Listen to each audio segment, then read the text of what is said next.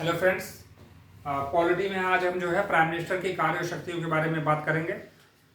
देखिए, जब कार्य शक्तियां प्राइम मिनिस्टर की बात कर रहे हैं तो तीन रेफरेंस में हमें बात करना होगा। एक तो मंत्रिपरिषद के रेफरेंस में, दूसरा संसद के रेफरेंस में और तीसरा राष्ट्रपति के रेफरेंस में।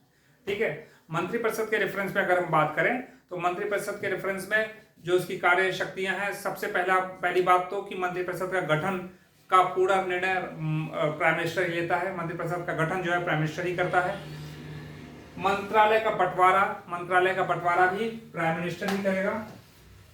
किसको कौन सा मंत्रालय देना है इसका डिसीजन जो है वो जो है प्राइम मिनिस्टर ही करेगा। मंत्रालय में फेरबदल, एक बार मंत्रालय बन जाने पर उसके बाद भी मंत्रालय में फेरबदल कर सकता है प्राइम मिनिस्टर। जिसको चाहे उसको जो है दूसरा डिपार्टमेंट दे दे, दूसरा विभाग सौंप दे। तो ये मंत्रालय में फेरबदल करने की शक्ति भी प्राइम मिनिस्टर के पास में है। कौन मंत्री बनेगा कौन नहीं बनेगा इसका डिसीजन भी प्राइम मिनिस्टर के करता है। असंतुष्ट होने पर, मंत्री के कार्य से असंतुष्ट होने पर किसी भी मंत्री को प्राइम मिनिस्टर जो है वो इस्तीफा देने के लिए बोल सकता है, त्याग पत्र देने के लिए बोल सकता है।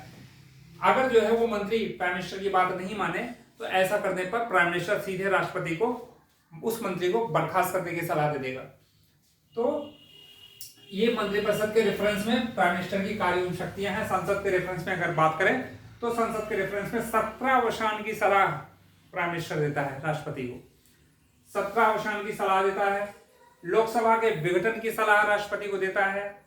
संसद के समक्ष सरकार की नीतियों को संसद में प्रस्तुत कराता है। संसद में प्रशासनिक और विधायी सूचनाएं वो राष्ट्रपति को के समक्ष पेश करता है। राष्ट्रपति व मंत्रिपरिषद के बीच में एक कड़ी के रूप में कार्य करता है। तो ये सारे कार्य जो है संसद के रेफरेंस में है। किसके? प्रधानमंत्री के। अब अगर राष्ट्रपति की बात करें तो राष्ट्रपति के रेफरेंस में क्या क्या कार्य हैं। देखिए, जितने भी महत्वपूर्ण पदों की नियुक्ति राष्ट्रपति करता है, चाहे वो जो है इलेक्शन कमीशन के चेयरमैन की नियुक्ति हो, एजीआई की नियुक्ति हो, अटॉर्नी जनरल ऑफ इंडिया, मंत्री की नियुक्ति हो, सीएजी की नियुक्ति हो, controller auditor general of India, controller and auditor general, राज्यपाल की नियुक्ति हो, यूटीज के सीएम जो केंद्र शासित प्रदेश हैं उनके जो है मुख्यमंत्री, उनकी नियुक्ति हो, इन सब नियुक्तियों की सलाह जो है वो कौन करता है? प्रधानमंत्री करता है। किसको देता है? राष्ट्रपति को। ठीक है, तो ये सारे कार्य हैं।